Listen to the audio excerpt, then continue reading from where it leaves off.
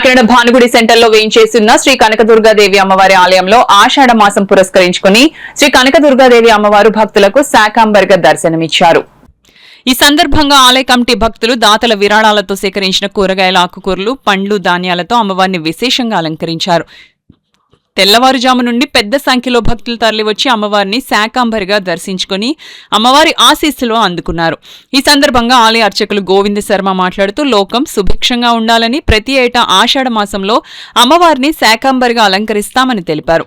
ఈ కాలంలో వర్షాలు సమృద్ధిగా కురిసి పాడి పంటలతో లోకమంతా సుభిక్షంగా ఉండాలనే తలంపుతో పెద్దల నాటి నుండి అనాదిగా వస్తున్న ఆచార సాంప్రదాయాలు కొనసాగింపుగా ఈ కార్యక్రమం చేపట్టినట్లు వెల్లడించారు.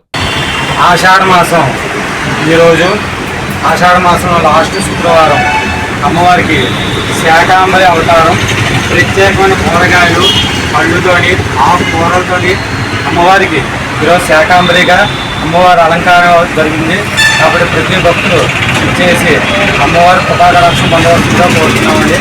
ఆషాఢ మాసంలోని ఈ యొక్క శాకాంబరి అవతారం అనేది గ్రామము, పట్టణం అభివృద్ధిలోకి వచ్చి పాడి పంటలతోని సుఖంగా ఉండి అందరూ ఆరోగ్య ఐశ్వర్యంతో ఉండాలని చెప్పి అమ్మవారికి కూరగాయలతోని, పళ్ళుతోని, ఆకుకూరలతోని, రకరకాలమైన కూరగాయలతోని అమ్మవారికి అలంకారం అనేది జరుగుతుందండి. కాబట్టి ప్రతి భక్తులు ఇచ్చేసి అమ్మవారిని దర్శించుకొని అమ్మవారి కృపా కటాక్షం పొంది అమ్మవారి యొక్క తీర్థ ప్రసాదాలు స్వీకరించి అమ్మవారి యొక్క కటాక్షం పొందవలసిందిగా కోరి ప్రార్థిస్తున్నామండి.